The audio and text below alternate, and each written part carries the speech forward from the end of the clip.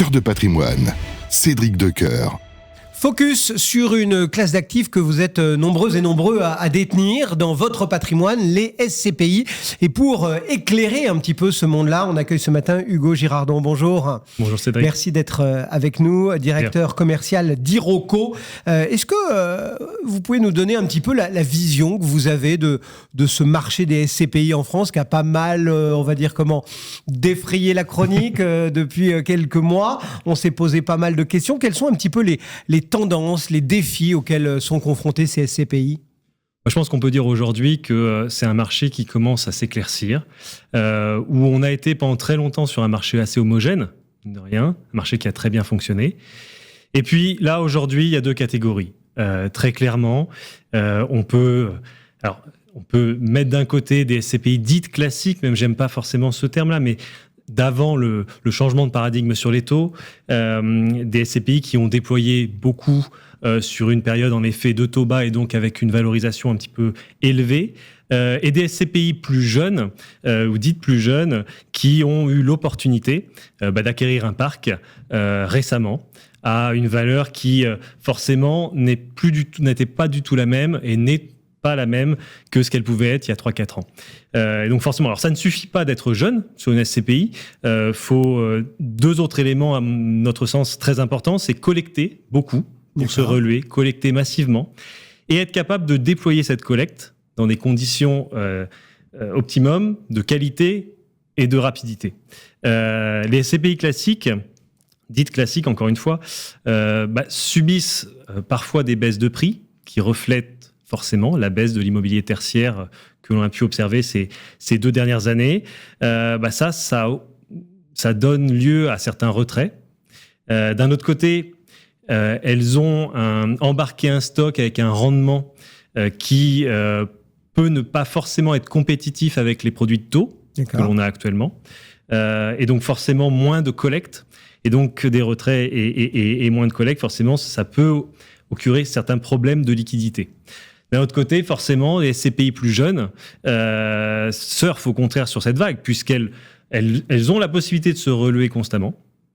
Elles ont, même pour certaines, comme pour Hirokozen, comme chez nous, la possibilité de voir leurs dividendes augmenter, leur performance augmenter et leur valeur d'expertise, leur valeur de reconstitution progresser. Donc c'est dans ce sens-là que c'est un petit peu injuste, mais on peut voir ce marché à 2 vitesses. C'est dans ces détails-là, entre guillemets, qu'on trouve l'explication finalement de la performance, de la rentabilité des SCPI. Et finalement, en creux, quand on vous écoute, c'est la recette d'Iroko aujourd'hui? De toute façon, c'est simple. La performance d'une SCPI, c'est fait par le rendement moyen acte en main de son portefeuille. Et de son taux d'occupation. Donc, quelle est la rentabilité du capital et est-ce que les locataires payent leur loyer, si on simplifie. L'intérêt d'une SCPI comme Hirokozen, c'est notre capacité à collecter 30 millions par mois actuellement, on va dire 160 depuis le début d'année, ce qui nous permet d'aller acheter beaucoup dans un marché qui est aujourd'hui entre 7,5-8% acte en main, voire plus. Avec un taux d'occupation important. Parce que là où je veux insister, c'est que cette rentabilité supérieure n'est pas un facteur de risque. Il peut y avoir... Les risques sont les mêmes dans le marché précédent que dans le marché d'aujourd'hui. D'accord. En fait, la correction sur le marché, c'est simplement une reprise, quelque part, une reconstitution de la prime de risque. Vous aviez un marché avec des taux quasi nuls, avec une prime de risque à 350-400 points de base. Donc, quand on achetait de l'immobilier à 4%, on avait cette prime de risque liée à cette surcouche de rémunération par rapport au sans risque. Aujourd'hui, le sans risque est à 3,5-4, et donc c'est normal de faire de l'immobilier à 7 et 8. Donc, c'est dans ce sens-là que je veux insister là-dessus. C'est-à-dire que c'est pas parce qu'on fait de l'immobilier aujourd'hui à 8% acte en main que l'on prend plus de risques. C'est juste que le moment de marché a un petit peu changé. Alors, sur la performance s'explique par ça, mais elle n'explique pas que par ça, dans le sens où ce qui est important, c'est un point d'ancrage, j'ai envie de dire, mais après, bien sûr, il y a la stratégie. Est-ce qu'on va faire plutôt opportuniste? Est-ce qu'on va rester sur une seule catégorie?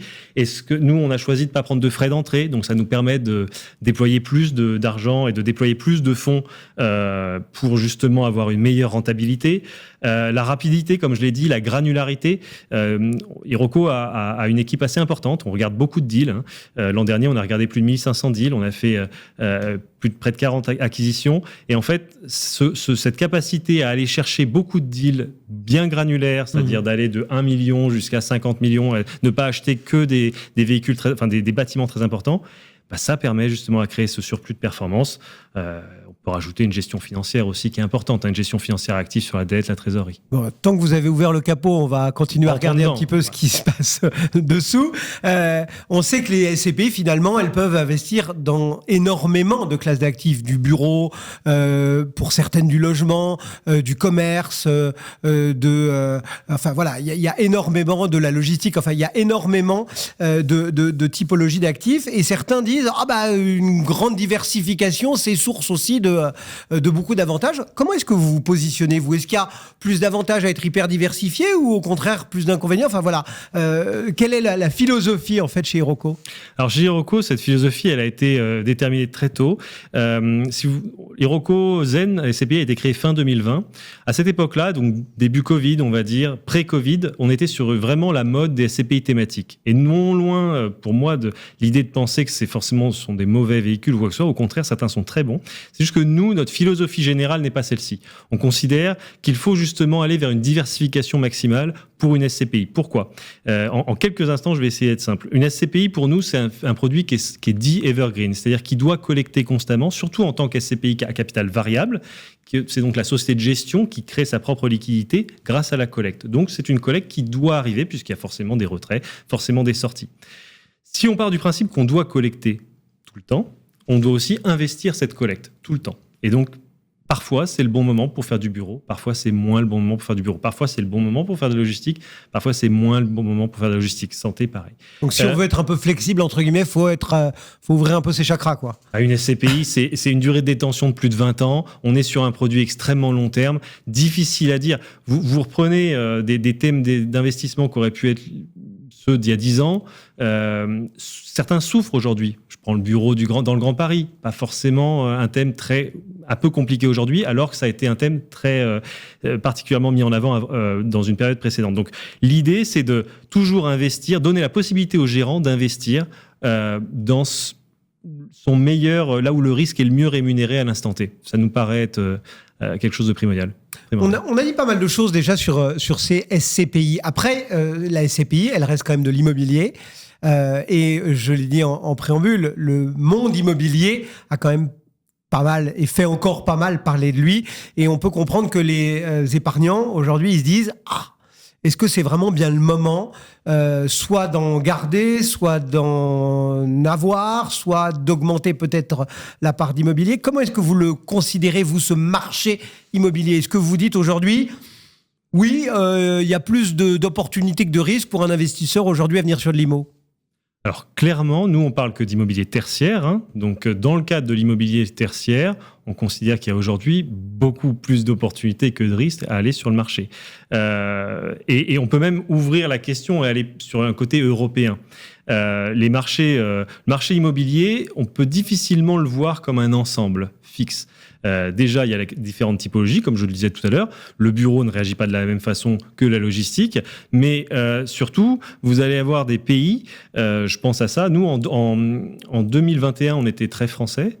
En 2022, début de la hausse des taux, on a choisi d'aller beaucoup au niveau européen, surtout dans des pays comme l'Espagne, l'Irlande et les Pays-Bas. Et pourquoi ? Ces pays-là ont des taux variables, ont beaucoup de financement à taux variables. Donc du coup, les corrections sur les prix, sur les valorisations ont été beaucoup plus rapides et on pouvait déjà aller faire du 7 actes en main et plus dans ces pays-là. Là où la France et l'Allemagne ont été beaucoup moins rapides à corriger. C'est le cas désormais. L'Allemagne, on peut revenir, et enfin, parce qu'on avait envie de revenir sur un marché comme ayant la profondeur de la première économie européenne, on avait envie de revenir, et on peut le faire depuis la fin de l'année dernière à peu près. On a commencé le UK également pour une diversification, une décorrélation. C'est un marché assez profond. Et la France reste extrêmement intéressant. La France est le marché le plus attaqué aujourd'hui au niveau européen. On parlait de certaines SCPI ou certains OPCI ou certains assureurs qui se délestent d'immobilier. Donc forcément, on se retrouve à un moment assez historique avec des prix qu'on n'a pas vus sur le marché depuis 20 ans. Et quand on a la capacité de déployer du cash, c'est quelque chose d'assez confortable aujourd'hui. L'important, par contre, c'est de bien piloter son risque pays. Et nous, on souhaite être une SCPI européenne sur l'Hiroko-Zen. Et donc, d'aller vraiment vers une allocation diverse. Encore une fois, la diversification est pour nous une pierre angulaire de la constitution du parc.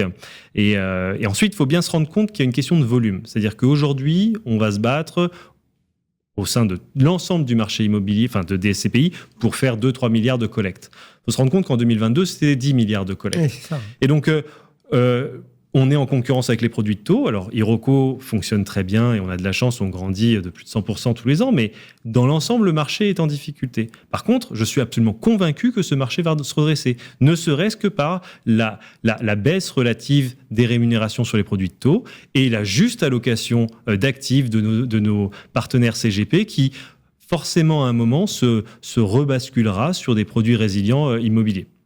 On reviendra bien évidemment en fin d'entretien sur un peu les perspectives et les conseils, les 2-3 conseils clés que vous pourriez donner aux épargnants, mais juste une toute petite dérivation par allez, baptisons-le comme ça, par le digital. Aujourd'hui, on voit que, y compris dans le domaine de l'épargne, de la gestion de patrimoine, etc., on parle de plus en plus souvent de l'impact de ce digital. Alors, pas que pour la souscription et la gestion de son dossier, ça, je pense que c'est rentré un petit peu dans les habitudes et dans la tête de chacun, mais voilà, on parle parfois de crypto-actifs, de tokenisation, de blockchain, d'intelligence artificielle. Est-ce que ce sont des choses qui viennent, qui infusent, qui ont un impact déjà sur ce monde de la SCPI? Est-ce qu'aujourd'hui, il y a de l'IA, il y a de la blockchain, ou est-ce qu'au contraire, où est-ce qu'on le redoute peut-être Alors j'ai envie de vous dire, Cédric, c'est déjà le cas à tous les étages. Alors pas pour la blockchain, mais par exemple pour l'intelligence artificielle, pour ne prendre que ça. Si vous voulez, déjà on prend l'investissement. L'intelligence artificielle nous permet de dégager des tendances sur des villes, objets de nos investissements, des secteurs, des usages. Donc l'IA nous permet de décompresser en quelque part de la data qui serait difficile d'accès et nous permet de faciliter l'investissement. Ensuite, il y a l'asset management, la gestion de cet actif. Chez Hiroko-Zen, nous sommes engagés bien sûr, nous avons le label ISR, mais nous sommes engagés dans une gestion la plus énergétiquement positive de notre parc. Et pour cela, l'intelligence artificielle nous aide énormément à gérer les gaspillages énergétiques, à optimiser l'utilisation des ressources naturelles. Donc ça, c'est très important. Ensuite, quelque chose d'assez simple pour une SCPI, si on rentre là, on sort un peu de l'immobilier pur et on s'intéresse à la forme d'une SCPI. 2 choses importantes, la data. Nous, on a créé tous nos outils en interne, mais par exemple, on a un service data extrêmement performant qui nous permet de prévoir la collecte. Et à quoi ça sert de prévoir la collecte ? Ça sert d'améliorer, d'optimiser l'emploi ressources pour vraiment coller en fait le déploiement à l'investissement et avoir le moins en fait de périodes de temps mort. Et si je finirais juste par là, ça nous aide même la technologie sur la distribution. Comme je disais, on a fait nos outils nous-mêmes et on a été assez rapide sur la décimalisation des parts des SCPI. Alors, qu'est-ce que ça veut dire la décimalisation ? C'est un terme un peu barbare qui signifie quelque chose de simple, c'est qu'on peut aller jusqu'à 5 chiffres derrière la virgule pour une part de SCPI. En fait, on peut diviser cette part de SCPI. Donc ça revient un petit peu à la tokenisation si on veut aller par là. Mais en fait, quelque part avec la saveur, sans avoir peut-être les inconvénients, les craintes ou quoi que ce soit. En tout cas, ce qui est sûr, c'est que nous, ça nous permet d'aller très loin sur cette division de parts et ça nous a permis de mettre en place des versements programmés. Nous, on a une part à 200 € aujourd'hui. Et on peut très bien mettre en place des versements programmés à partir de 50 € par mois, 75, 64, peu importe. Et ça nous a permis de mettre en place la capitalisation. C'était quelque chose qui était généralement gardé pour les assureurs vie et autres qui permettaient ces véhicules de capitalisation, mais généralement le dividende des SCPI était servi sur un compte courant. Et nous, on donne l'opportunité à nos clients de réinvestir ce dividende, totalement ou partiellement, dans de nouvelles parts d'Hiroko-Zen. Donc ça, c'est aussi une source de la technologie qui nous a permis de faire ça. Allez, on termine avec un petit coup d'avance que vous allez peut-être réussir à donner à quelques épargnants. Qu'est-ce que vous auriez envie de leur donner comme conseil à celles et ceux qui souhaiteraient optimiser finalement leur patrimoine via peut-être des SCPI dans le contexte qu'on a évoqué? Alors c'est vrai que les prévisions sont toujours très difficiles et surtout quand il s'agit de l'avenir. Mais on peut peut voir plusieurs choses. Tout d'un coup, de notre point de vue, la phase la plus critique de la correction sur le marché immobilier tertiaire, pour nous, semble être atteinte. On pense que le point bas est atteint. On a et surtout qu'on voit des investisseurs institutionnels revenir. Et ça, c'est quelque chose que l'on n'avait pas vu depuis longtemps. On commence, et c'est très bien, à avoir de la compétition sur certains deals. Et ça, c'est très intéressant. Ça ne veut pas dire que les prix sont déjà repartis à la hausse, bien entendu, mais ça veut dire qu'il y a déjà du mouvement. On pense que d'un point de vue de flux, on a vraiment atteint le point bas. Il reste des opportunités historiques importantes. On est, comme je vous disais, sur des prix entre moins 40, moins 50 par rapport à ce qui pouvait se pratiquer il y a 3 ou 4 ans. On est sur des opportunités historiques depuis 20 ans. Si on a du cash à déployer et peu de stock acheté en période de taux bas, forcément, on va en bénéficier. Donc ça, c'est intéressant. Après, il ne faut pas se raconter d'histoire. La valeur ne reprendra réellement que quand les taux directeurs auront réellement baissé. On n'en est qu'au balbutiement. Maintenant, si je prends mes lunettes d'investisseur, je voudrais juste dézoomer un petit peu et faire comprendre quand même à nos auditeurs que le véhicule SCPI a quand même, sur une longue période, largement montré sa résilience. Bien sûr, la période récente sur certains véhicules est compliquée. Ça, je ne cherche pas mais globalement, le véhicule d'SCPI a quand même réussi à protéger son intérêt premier, qui est quoi ? Qui n'est pas une question de valeur, qui est avant tout de servir à un revenu complémentaire tous les mois. Et ça, peu importe les valorisations, il est protégé. Donc ça, c'est un premier point. Ensuite, ce que je dirais à nos investisseurs, c'est que forcément, une SCPI moderne et ambitieuse, qui peut déployer beaucoup de cash à ce moment historique de marché, elle va forcément pouvoir continuer à saisir ces opportunités et forcément, normalement, servir un rendement intéressant pour les années futures. En tout cas, je l'espère. Merci beaucoup, Hugo. Hugo Girardon, donc directeur commercial d'Iroko dans Cœur de Patrimoine. Cœur de Patrimoine, une émission à réécouter et télécharger sur le site et l'appli Radio Patrimoine et sur toutes les plateformes de streaming.